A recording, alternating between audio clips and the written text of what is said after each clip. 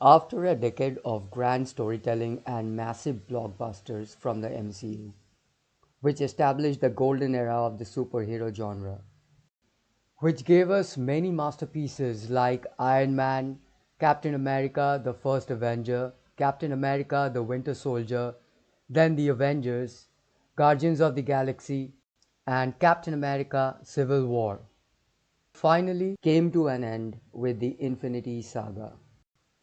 And after almost over an year and a half of no MCU content, due to various reasons including the virus which shall not be named, the floodgates has finally been opened and we are practically getting washed away in it. Whether it's watching Wanda Maximoff holding hostage and terrorizing small town America, I have a daughter. She's 8. Really anything. If you could just let her out of her room. We have your nightmares. I feel your pain. Your grief is poisoning us. No, stop. Please, let us go.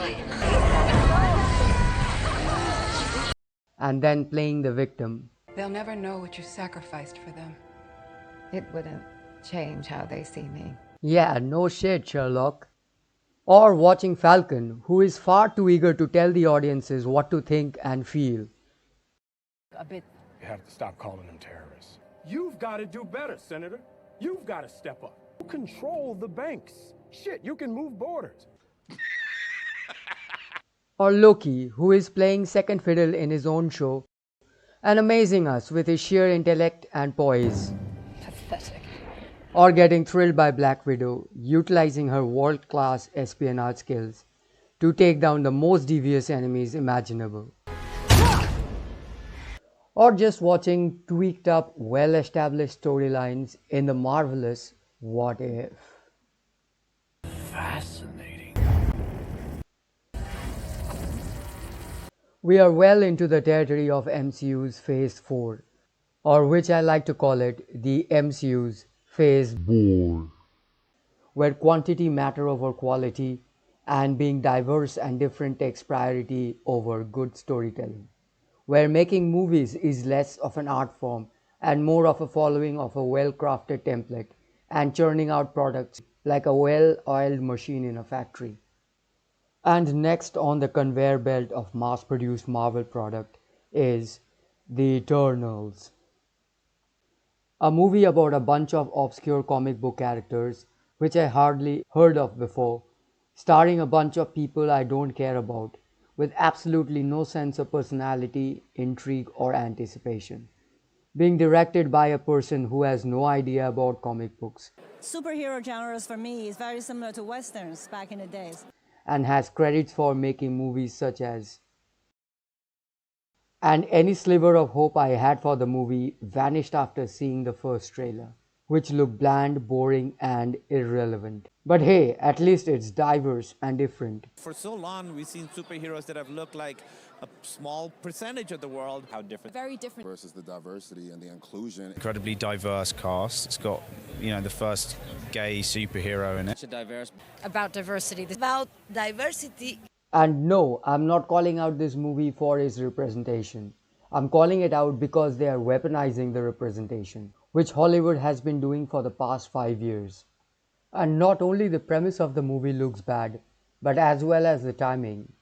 The gist here is that the Eternals are immortal guardians that have been guiding and influencing in the development of humanity for thousands of years, and inspiring technological and cultural developments that has carried us from the Stone Age to the Industrial Revolution. We have watched, unguided.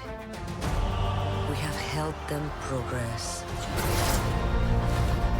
and seen them accomplish wonders. And yet, throughout the years, we have never interfered. Until now. I mean, like, what?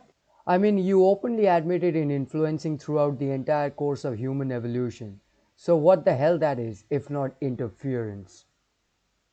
And isn't it just a tad convenient so that you can say why you have been sitting on your asses scratching your balls when multiple extinction level event that played out in the MCU timeline alone Were you all playing house when Loki opened a portal to the Chitauri homeworld over New York?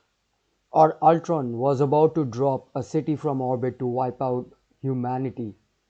Or Thanos wiped out half the life in the universe? What a great bunch of heroes right there. Can't wait to throw my hopes behind them.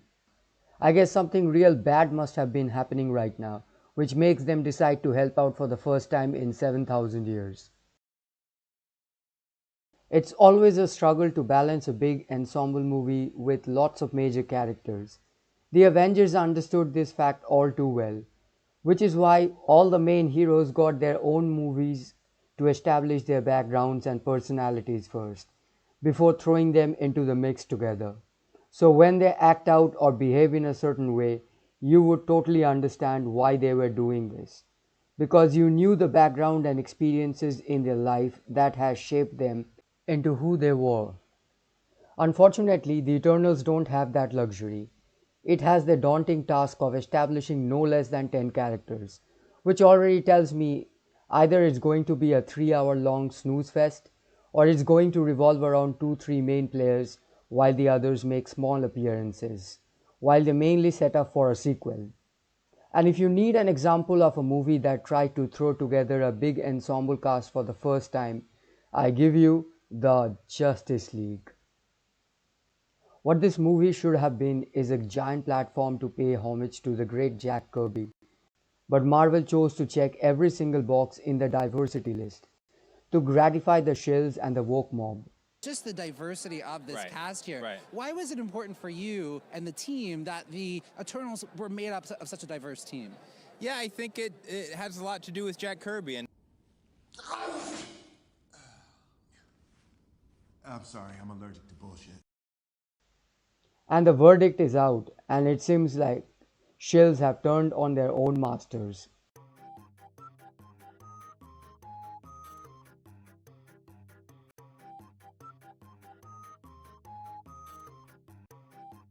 A movie that is going to save lives. Married to a gay superhero with a child. What does that mean to you as a gay man, a gay actor in this town, getting to do that in a Marvel movie? I wish I had that when I was a kid growing up to see this. My God, like I wish. And so, can you imagine how many lives this is going to be saving? You serious? Eternals is so different that it is a disaster.